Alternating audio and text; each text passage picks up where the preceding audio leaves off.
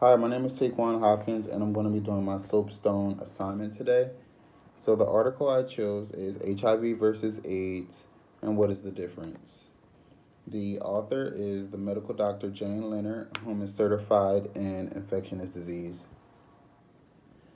The subject of the article is knowing the differences between AIDS and HIV and its different symptoms, how it can be treated, and how it can be transmitted. For the textual evidence, I wrote in the article, the author explains the differences of the two diseases. He states HIV is a virus that attacks a type of white blood cells called CD4 cells in the body's immune system. He then states that AIDS is a syndrome or a range of symptoms that may develop in time in a person with HIV who does not receive medical treatment. However, a person can have HIV without developing AIDS, but it is not possible to have AIDS without having HIV first. For the occasion, the article was published May 31st, 2018. The author also talks about how many different infections and diseases that a person can develop with having HIV or AIDS. For instance, he states that pneumonia, cancer, and tuberculosis, just to name a few. The different type of symptoms that a person might have, they're kind of similar, but they're different in their own ways. For example, for HIV, the some of the symptoms are aching muscles, chills, fatigue, fevers, rashes, and sore throats. And the symptoms for AIDS is chronic diarrhea, extremely fatigue, fever that keeps running, a blurred vision, and weight loss. As you can see, some of the symptoms are similar, but the symptoms for AIDS is a little more intense. HIV is transmitted between humans with the exchange of body fluids, such as blood transfusions, syringe and needle use, and of course, sexual contact. You can prevent these different type of transmissions by wearing condoms. Prevent from sharing different type of needles, and also reducing exposure to body fluids. So for the audience, so I would say that as a reader, I can be the audience. And my input on the article before reading the article, I never really knew the difference between the two, and really didn't, have a good explanation of the different type of symptoms and how AIDS and HIV, like how you can diagnose yourself with these different type of diseases.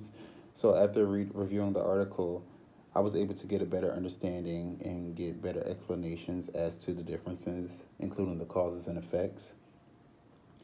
Um, and I also learned that there are different type of infections that a person is more likely to adjust to if you have these type of diseases. Um, and just taking care of your body and protecting yourself is very important. Um, and for the purpose, so I put for the purpose that these different type of diseases, they are different but have a lot of similarities. Um, I feel like the purpose of the article was to explain the differences, of course, between the two. Um, I also believe that um, the writer was also trying to express to readers that being, cautious and taking good care of your body plays a very, very important part of your life. Even to those that maybe that is already diagnosed, um, he implies that treatment is very important. It's out there for you. He also explains the different type of things that can happen. If you don't treat yourself properly. Um, so the speaker, of course, is the medical doctor. I feel as though he is a credible source because he has the credentials and he has the background knowledge of infectious disease. For the tone, I feel as though that the author's tone was very encouraging. I say this because he's expressing not just any type of information, but facts on how important it is to take good care of yourself. And he's giving some good information to those out there. One thing I admired about the author's writing is I like how he gave examples about each topic throughout the entire article, and also he explains, step by step how the disease is transmitted to the different type of symptoms to how you can prevent it, how it can be treated, so on and so forth. So I felt as though that he, you know, I feel like that he hit every point in the process of um, the two diseases and how they can occur. So that is the end of my article.